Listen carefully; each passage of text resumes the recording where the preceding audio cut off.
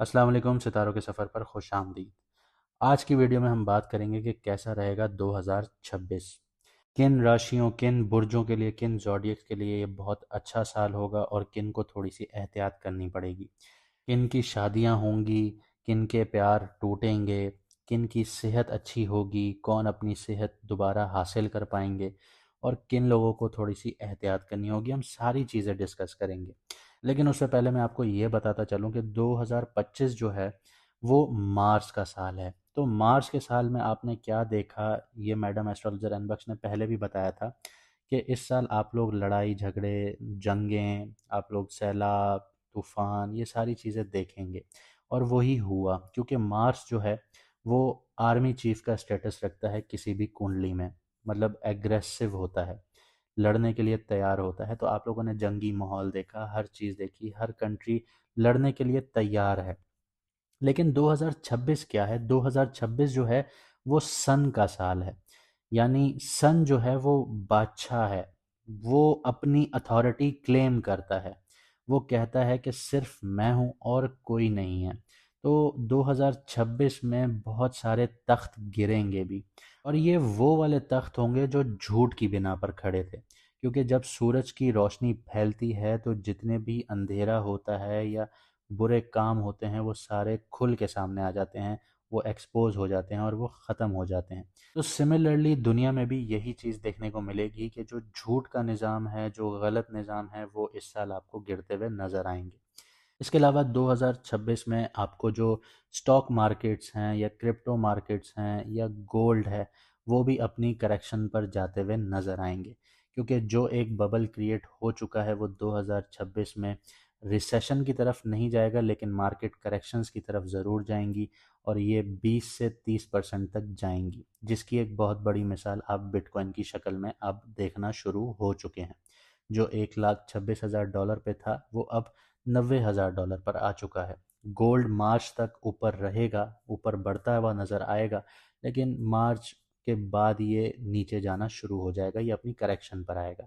लेकिन बाकी जितनी भी स्टॉक्स हैं, S&P 500 या दूसरी निफ्टी 50, जितनी भी स्टॉक्स हैं वो यहाँ पे अब करेक्शन फेज़ में आना शुरू होंगी। अगर ये करेक्शन फेज़ में नहीं आती तो फिर आप ये समझ लीजिए कि जो 2026 है उसमें रिसेशन आ सकता है। इसके अलावा हम कुंडलियों पर बात करेंगे, यानी जायचों पर बात करेंगे कि आपके ज़ोडिएक के लिए ये साल कैसा रहेगा। तो उससे पहले जिन लोगों को अपना मून साइन नहीं पता वो कमेंट सेक्शन में अपनी ओरिजिनल डेट ऑफ बर्थ लिखें, तो हम आपको आपका ओरिजिनल मून साइन बता देंगे, जिससे आपको वीडियोस देखने में आसानी होगी। अब बात करते हैं विर्गो मून साइन वालों की, यानी कि बुर्ज शुमला वालों की, यानी कि कन्या राशि वालों की। सैटर्न 29 मार्च को आपके 7th हाउस में आया था। 14 जुलाई को रेट्रोग्रेड हो चुका था, यानी आपको 6th हाउस के इम्पैक्ट्स दे रहा था। अब सैटर्न जो है वो आपके लिए 29 नवंबर 2025 को डायरेक्ट हो जाएगा। तो इसका इम्पैक्ट आपकी ज़िंदगी पर अगले 2 साल तक रहेगा। अब इसको हम समझते हैं डिटेल में कि आपका 2026 कैसा रहेगा। हम जुपिटर की भी पोजीशन को देखेंगे, हम देखेंगे कि आपके लिए कहाँ पे अपॉर्चुनिटीज़ होंगी और कहाँ पे थोड़ी सी एहतियात वाली ज़रूरत होगी। तो सबसे पहले सैटर्न की बात करते हैं। सैटर्न है आपके 7th हाउस में। अब ये यहाँ पे डायरेक्ट होगा तो 2026 में ये आपके लिए क्या रिजल्ट लेके आएगा। और सातवां घर होता किस चीज़ का है? सातवां घर आपकी लव पार्टनरशिप्स का होता है, यानी आपकी जो शादीशुदा ज़िंदगी होती है उसका होता है। 7th हाउस आपके बिजनेस पार्टनरशिप्स का होता है। बिजनेस पार्टनरशिप्स क्या हैं वो आपको अच्छे से पता है, जो आप जॉइंट वेंचर्स करते हैं। 7th हाउस जो है वो आपकी इमेज का होता है। इसके अलावा जो सैटर्न आपके घर एक्टिवेट कर रहा है वो आपकी तीसरी नज़र से 9th हाउस एक्टिवेट कर रहा है, यानी लक आपकी यहाँ पे सैटर्न के अंडर आ जाती है। 9th हाउस आपकी हायर स्टडीज़ का है। 9th हाउस आपके इंटरनेशनल ट्रिप्स का है। 9th हाउस आपके गुरु का है, आपके मेंटोर का है, आपके फादर का है। और लास्टली जो 9th हाउस होता है वो आपके धार्मिक एक्टिविटीज़ का होता है, यानी आपकी रिलीजियस एक्टिविटीज़ का होता है। 9th हाउस वक्त के साथ साथ ग्रो करता है। जैसे जैसे आपको लोग दुआएं देते हैं कि खुश रहो, फलते फूलते रहो, ऊपर वाला खुश रखे, आबाद रहो, तो ये 9th हाउस आपका एक्टिवेट हो रहा होता है और ग्रो कर रहा होता है। अब सैटर्न ने तीसरी नज़र से 9th हाउस को देखा, ठीक है। सातवीं नज़र से पहले घर को देखा। पहला घर क्या है? वो आप खुद हैं। फिर 10वीं नज़र से आपके फोर्थ हाउस को देखा। फोर्थ हाउस क्या है? फोर्थ हाउस आपकी माँ का घर है, फोर्थ हाउस आपका घर है, यानी प्रॉपर्टी वाइज जिसको घर बोलते हैं घर है। फोर्थ हाउस आपकी प्रॉपर्टी है, फोर्थ हाउस आपकी गाड़ी है, फोर्थ हाउस आपकी लैंड एक्विजिशंस हैं, ठीक है। अब सैटर्न फोर्थ हाउस को भी देख रहा है, मन का सुकून भी आपका फोर्थ हाउस है। अब यहाँ पे हम इस चीज़ को डिकोड करते हैं कि पूरा 2026 कैसा जाने वाला है आपका। आपकी सबसे पहले पार्टनरशिप्स खराब होंगी। सैटर्न जहाँ बैठता है उन चीज़ों को रीस्ट्रक्चर करता है। आपकी बिजनेस पार्टनरशिप हो या लव पार्टनरशिप हो, उनको तोड़ेगा, उसमें हार्शनेस लेकर आएगा। आपको अप्स एंड डाउन्स बहुत गंदे तरीके से देखने को मिलेंगे सैटर्न की वजह से। अगर आप अपने रिश्ते में बहुत प्यार मोहब्बत के साथ रह रहे थे, क्योंकि सैटर्न जो है वो कार्मिक प्लैनेट होता है, जज प्लैनेट होता है, वो वहीं पे इंसाफ करता है। तो अगर आप अपने पार्टनर के साथ बहुत अच्छे से रह रहे थे, अच्छा सलूक कर रहे थे, आप धोखेबाजी नहीं कर रहे थे, एक्स्ट्रा मैरिटल अफेयर्स नहीं थे, तो यहाँ पे सैटर्न आपको सपोर्ट करेगा, आपका जो लव लाइफ है वो यहाँ पे ग्रो करेगी। लेकिन अगर आप ये चीज़ें नहीं कर रहे थे, आप अच्छे से नहीं चल रहे थे, अपनी डिसऑनेस्टी शो कर रहे थे, तो यहाँ सैटर्न आपको कार्मिक रिजल्ट्स देगा, और वो रिजल्ट्स वही होंगे कि इन द एंड आपकी जो शादीशुदा लाइफ है, आपकी मैरिड लाइफ है, वो यहाँ पे डिस्टर्ब होगी।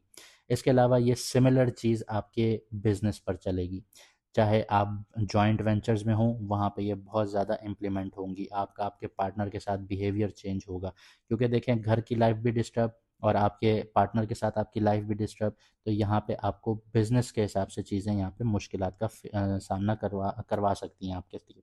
इसके अलावा ये आपकी इमेज का भी घर है, तो इमेज भी आपकी यहाँ पे टार्निश होगी, ख़राब होगी। मोहल्ला, लोग क्या कहेंगे, ये चीज़ें आपके दिमाग में बहुत ज़्यादा उठेंगी। अब पिछले 2.5 साल की अगर मैं बात करूँ तो आपको क्रॉनिक डिजीज़ेज़ भी हुई होंगी, ठीक है? बीमारियां लगी होंगी मैदे से रिलेटेड, हल्का फुल्का इंजरी भी आई होगी, कोई एक्सीडेंट भी देखने को मिल सकता होगा, सर्जरीज भी देखने को मिली होंगी, क्योंकि 6th हाउस के साथ साथ आपका 8th हाउस एक्टिवेटेड था थर्ड नज़र से, तो यहाँ पे सर्जरीज भी देखने को मिली होंगी, एक्सीडेंट्स भी देखने को मिले होंगे, जल्दी से आपको कट लग जाना, ये सारी चीज़ें आपके पिछले 2.5 साल में आप लोगों ने फेस की होंगी। मैं हेल्थ के सिर्फ हिसाब से बता रहा हूँ।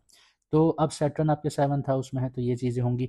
तो सेवन्थ हाउस से ये पहले 7वीं नज़र से 7वीं नज़र देख रहा है, तो वो पहले घर को देख रहा है, तो पहला घर भी एक्टिवेटेड है, तो आपकी वाइटलिटी यहाँ पे लो होना शुरू होगी।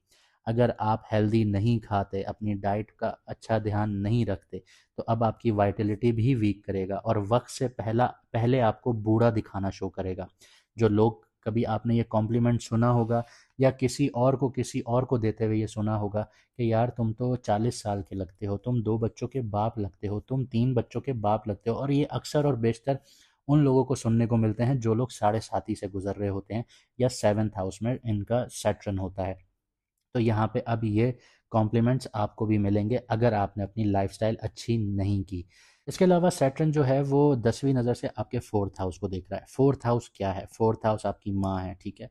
तो माँ की सेहत पर इम्पैक्ट आ सकता है, यानी उनको हेल्थ इश्यूज आ सकते हैं, अर्थाइटिस हो गया, उनको हड्डियों से रिलेटेड इश्यूज आ सकते हैं, उनको आप ये समझ लीजिए स्टमक पेन हो सकता है, डाइजेशन इश्यूज आ सकते हैं, ये सारी चीज़ें यहाँ पे आएंगी। इसके अलावा फोर्थ हाउस क्या है? आपके मन का सुकून है। मन का सुकून आपका डिस्टर्ब होगा, भारीपन लगेगा, डिप्रेशन एंजाइटी का शिकार हो सकते हैं यहाँ पे। मन भारी होगा, मतलब दिमाग में कुछ और चल रहा होगा लेकिन मन उदास होगा। एक ऐसी सिचुएशन होगी कि आप कहीं पे बैठे हुए हैं, लोग आपसे पूछेंगे यार उदास क्यों हो, आप कहेंगे मैं उदास नहीं हूँ, लेकिन मन भारी हो रहा है। तो इस तरह की सिचुएशन होंगी। साथ ही साथ घर से रिलेटेड एक्सपेंसेस आप लोगों के बढ़ना शुरू होंगे। इस वक्त में आप लोग प्रॉपर्टी भी ले सकते हैं, ठीक है, लेकिन वो प्रॉपर्टी आप लोगों को नुकसान में लेके जाएगी, दुखों की तरफ लेकर जाएगी, क्योंकि सैटर्न का काम है चीज़ों को पीड़ित कर देना, यानी दुखों में ले जाना। तो यहाँ पे प्रॉपर्टी तो आप लेंगे, लेकिन उस प्रॉपर्टी को लेकर आप पछताएंगे कि मैंने ली क्यों। इसके अलावा अगर आप प्रॉपर्टी नहीं लेते तो घर से रिलेटेड एक्सपेंसेस होना शुरू हो जाएंगे। आपके मुंह से अल्फाज ऐसे भी निकल सकते हैं कि मैंने ये घर लिया क्यों, इसमें इतना काम है, इतने काम है, मैं तो थक गया हूँ करवा करवा के। यही स्टेटमेंट सिमिलरली गाड़ी के हिसाब से भी जाएगी। गाड़ी पे भी एक्सपेंसेस आपके बढ़ेंगे, गाड़ी के लिए खर्चे भी बहुत ज़्यादा बढ़ना शुरू हो जाएंगे। रीलोकेशन भी हो सकती है आप लोगों की। इसके अलावा आप प्रॉपर्टी भी परचेज करते हैं जो आपको कोर्ट केसेस की तरफ लेके जा सकती हैं, ठीक है। लैंड एक्विजिशंस की बात कर रहा हूँ, खाली प्लॉट्स वगैरह की बात कर लीजिए। यहाँ पे अगर मैं आपको मशवरा दूं, आपको एडवाइस करूं, तो अगर आप अपनी बर्थ प्लेस से ऑलरेडी दूर हैं तो फिर तो ठीक है। अगर आप अपनी बर्थ प्लेस पर हैं और अपने घर में रह रहे हैं तो आप लोगों को फ़ौरन रीलोकेट कर जाना चाहिए। आप लोगों को उस जगह नहीं रहना चाहिए जहाँ पे आप लोग पैदा हुए थे, या उस सिटी में नहीं रहना चाहिए जिस सिटी में आप लोग पैदा हुए थे, या सबअर्ब्स में आप लोग पैदा हुए थे, यानी बाहर गांव आप कह लीजिए, या आप ये कह लीजिए कि जैसे मैं अभी आपसे कराची से बात कर रहा हूँ। आप अगर हैदराबाद में पैदा हुए थे तो वो एक स्टेट ही है, कराची और हैदराबाद करीब करीब ही हैं, ठीक है। आप स्टेट शिफ्ट कीजिए अपनी, आप उस स्टेट में मत रहिए अगले 2 साल तक। तो आप घर से दूर रहेंगे तो घर से रिलेटेड जो चौथा घर है वो आपका इतना ज़्यादा एक्टिवेट नहीं होगा और उसके असरात इतने नहीं आएंगे आपके ऊपर। ये सबसे पहले काम कीजिएगा। इसके अलावा अगर आप लोग बिज़नेस पार्टनरशिप्स कर रहे हैं तो उनको अभी रोक दीजिए। 2 साल आप इनएक्टिव हो जाइए अपनी बिज़नेस पार्टनरशिप में। आप सोलो कोई बिज़नेस कर लीजिए, कहीं और इन्वेस्टमेंट कर लीजिए, वो ज़्यादा बेहतर है आपके लिए। इसके अलावा जुपिटर को देखते हैं कि आपके लिए अपॉर्चुनिटीज़ कहाँ क्रिएट करता है। जो लोग करियर प्रोफेशंस में हैं उनको ग्रोथ देखने को मिलेगी, जो बिजनेस में नहीं है, जो करियर वगैरह में है या अपने सोलो बिजनेस कर रहे हैं, तो इंडिविजुअल बिजनेस कर रहे हैं, तो उनको यहाँ पे ग्रोथ देखने को मिलेगी। उनका नाम भी बनेगा, एक्सपेंड भी करेंगे। लेकिन यहाँ पे एक छोटा सा ट्विस्ट आ जाता है कि जुपिटर जो है वो अत्याचारी पोजीशन में। अत्याचारी पोजीशन क्या होती हैं कि एक आप एक नॉर्मल स्पीड पर चल रहे हैं और एक आप फास्ट फॉरवर्ड चल रहे हैं। तो जुपिटर फास्ट फॉरवर्ड चल रहा है, और जुपिटर हिस्ट्री में जब भी फास्ट फॉरवर्ड चला है तो उसने तबाही मचाई है। हालांकि सब समझते हैं कि जुपिटर जो है वो ब्लेसिंग का प्लैनेट है, वो विजडम का प्लैनेट है, वो ग्रोथ का प्लैनेट है। लेकिन जुपिटर जब भी फास्ट फॉरवर्ड पर आएगा तो वो आपको यहाँ पे डिस्ट्रक्शंस भी देगा। तो आपको ये कैलकुलेट करके चलना होगा कि आप जो मूव उठा रहे हैं उसके ब्रॉडर एस्पेक्ट्स पर आपके ऊपर कोई नेगेटिव आपके ऊपर कोई असरात तो नहीं आते, या आपने लार्जर पिक्चर पर सोचना होगा। आपको लॉन्ग टर्म सोचना होगा कि अगर आप इस फैसले को लेते हैं तो क्या ये फैसला आपको लॉन्ग टर्म में फ़ायदा देगा या नुकसान देगा। तो ये चीज़ सोच समझ कर आगे बढ़िएगा, क्योंकि आपको इतनी जल्दी करियर में, आपके बिजनेस में एकदम से बूस्ट मिलेगा कि आपको समझ में ही नहीं आएगी कि आपने क्या फ़ैसला लेना है। तो यहाँ पे थोड़ा सा संभल कर चलिएगा। जुपिटर इसके अलावा 5वीं नज़र से आपके सेकंड हाउस को एक्टिवेट कर रहा है। सेकंड हाउस क्या है? आपकी फैमिली के साथ आपके रिश्ते अच्छे होंगे। फैमिली के साथ साथ आपकी ज़बान अच्छी होगी, आपके अल्फाजों में एक आप ये समझ लीजिए कि एक्सपेंशन आएगी, कि आपकी जो वर्ड चॉइसेस होगी वो एक्सपेंड होना शुरू होगी। इसके अलावा आपको खाने पीने से रिलेटेड भी यहाँ पे एक्सपेंशन देखने को मिलेगी, कि आप नई नई चीज़ें ट्राई कर रहे हैं, एक्सपेंड कर रहे हैं, आपके टेस्ट बर्ड्स एक्सपेंड कर रहे हैं। इसके अलावा जो जुपिटर है वो 9th नज़र से आपके 6th हाउस को देख रहा है। तो पिछले 2.5 साल में सैटर्न ने जितनी भी आपको बीमारियां दी, तो अब मिस्त्री जो है यानी बृहस्पति जो है, जुपिटर, वो अब आपको इम्यूनिटी देने जा रहा है, आपकी वाइटलिटी को यहाँ पे बेहतर करने जा रहा है, आप रिकवर करेंगे यहाँ पे।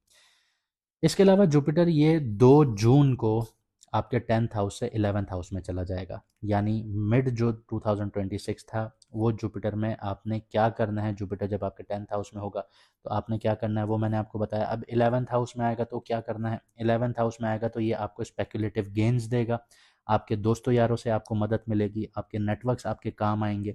आपका 2026 आप ये समझ लीजिए कि जो आपकी ख्वाहिशात थी वो यहाँ पे पूरी होना शुरू होंगी। लेकिन वो ख्वाहिशात आपकी उन चीज़ों से पूरी नहीं होंगी, सैटर्न वाले कामों से। जुपिटर यहाँ पे आपकी जो बड़े बड़े मुनाफों की ख्वाहिशात थी वो पूरी होना शुरू होंगी। आपके बड़े भाई आपको सपोर्ट करेंगे, आपके दोस्त सपोर्ट करेंगे, आपके नेटवर्क्स आपको सपोर्ट करेंगे, यानी आप एक्सपेंड होना शुरू हो जाएंगे। 7वीं नज़र से जुपिटर जो देखेगा वो किसको देखेगा? वो आपके 5th हाउस को देखेगा। बच्चों से रिलेटेड आप खुशियाँ देखेंगे, आपकी रोमांटिक लाइफ एक्सपेंड करेगी, एक के बाद आप एक, ये समझ लीजिए कि आपके अफेयर्स होना शुरू हो जाएंगे। यहाँ पे आपके, आप ये समझ लीजिए कि जो 5th हाउस एक्टिवेट होगा, आपके क्रिएटिव आइडियाज़ बहुत अच्छे होना शुरू हो जाएंगे। इसके अलावा 5th हाउस आपकी स्पेकुलेटिव गेन्स का है, क्रिप्टो, लॉटरी, सट्टा, इन सारी चीज़ों में आपको यहाँ पे एक्सपेंशन मिलेगी, आपको ग्रोथ देखने को मिलेगी। सैटर्न जो है 11th हाउस में बैठ के आपके फिफ्थ नज़र से आपके 3rd हाउस को एक्टिवेट करेगा। 3rd हाउस क्या है? 3rd हाउस आपकी कम्युनिकेशन का घर है। आपकी कम्युनिकेशन अच्छी होना शुरू होगी, आपका कॉन्फिडेंस बहुत ज़्यादा बिल्ड होना शुरू होगा। अगर पहले से बिल्डअप था तो आप यहाँ पे अच्छा और ज़्यादा कॉन्फिडेंस आप हासिल करेंगे, और कुछ लोग ओवर कॉन्फिडेंस की तरफ भी जा सकते हैं। तो जैसे मैंने आपको कहा, अत्याचारी पोजीशन में है, तो इस चीज़ को समझ के रखिएगा। इसके अलावा जो लोग राइटिंग प्रोफेशन में होंगे, जो लोग कम्युनिकेशन प्रोफेशंस में होंगे, जो लोग कंटेंट क्रिएशन में होंगे, मीडिया से जुड़े हुए होंगे, उनको ग्रोथ और एक्सपेंशन देखने को मिलेगी। जुपिटर की जो 9th नज़र होगी वो आपके 7th हाउस पर होगी, जहाँ पे सैटर्न बैठा हुआ है। तो 2026 का जो मिड होगा, उसके बाद आपकी जो बिजनेस पार्टनरशिप्स हैं या आपकी लव पार्टनरशिप्स हैं, वो यहाँ पे थोड़ी बहुत सेटल होना शुरू होंगी। आपको यहाँ पे समझना होगा कि आपने कहाँ पे कब और क्या फ़ैसला लेना है। इसके अलावा 2026, जैसे मैंने आपको वीडियो के शुरू में बताया, कि सन का ईयर है, और सन की प्लेसमेंट जो होगी वो बहुत इंपॉर्टेंट होगी। तो हर महीने हम सन की जो प्लेसमेंट होगी उस पर वीडियो बनाएंगे। उसको समझने के लिए आपको हमारे साथ जुड़ना पड़ेगा। फिलहाल के लिए इतना ही, मिलते हैं अगली वीडियो में सितारों के सफ़र पर।